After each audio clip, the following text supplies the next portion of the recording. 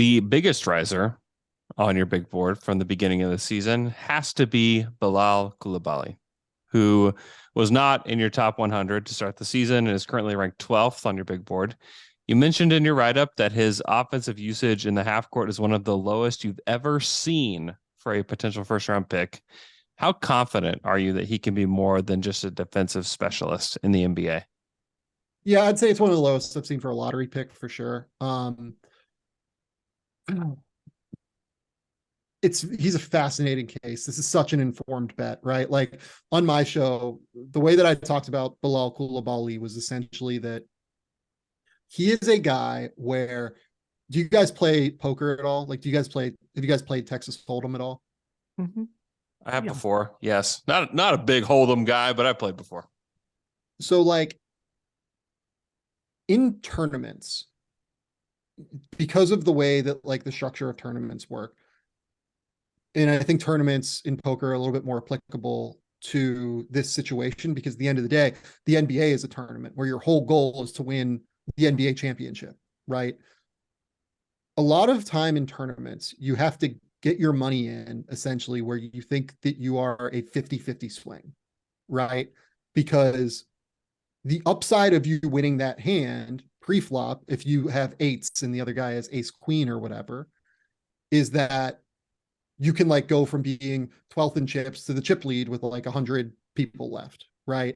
Hmm. And you can put yourself in a more dominant position moving forward and really advantage yourself in terms of your long-term roster situation. The downside of that is you can get knocked out of the tournament, right? But in general, it's a better play to go for that from a money perspective because cashing tournaments, like if you min cash, 18 out of 20 tournaments, you're not going to make as much money as if you finish first in a tournament and get two other top threes in a tournament. You can lose 17 times and still win at the end of the day. And that'll be a more plus EV play.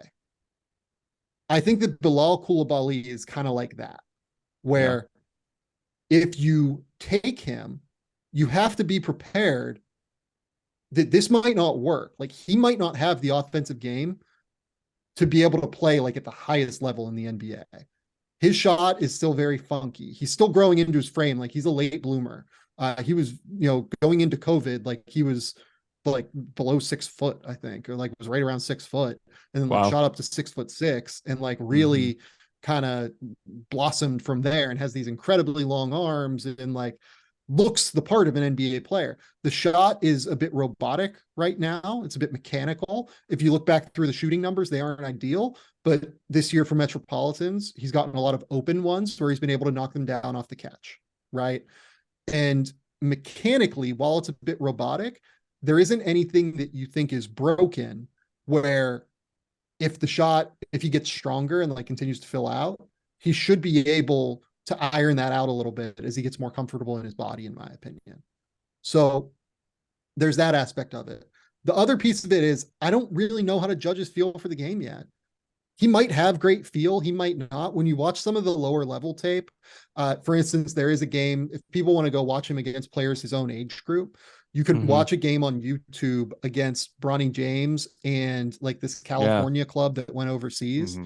Hmm. and played. I'm lucky enough to where I've been able to like kind of see some of like the French league, the Espoirs league French tape where uh you know I haven't seen a lot of it, but like you can kind of see what he looks like there, where he led the league in scoring and like was a completely different player than what Hmm. he is for Metropolitans, right? And what you see in these settings where he's playing in like equal age level, he doesn't have like a ton of shake off the dribble, but he just lives in the paint because he's so athletic and so long. And what do you do with that? Like, can he do that at the next level by the time he's 25 and he is playing like age commensurate level players? Maybe it's very possible. But at the end of the day, like this is a bet. This is a draft philosophy bet. If you have a philosophical theory that you would rather take Cason Wallace here because you have more certainty Cason Wallace is going to be a rotation player, more power to you. You will not hear me say a word about that. I think it is a completely viable pick to do Mm, that. yeah. To And me, this is the opportunity to kind of shoot your organization into like a different level. I think that's why it's a bet, but it's a bet that I'd be willing to make. yeah, and I think it's kind of why you see teams like Toronto or OKC up there because both teams have been willing to take risks over the years. Some that haven't, some that like the Thunder are still waiting on. Like they've taken a few guys that were a little risky, and they're still waiting to see how those are going to work out.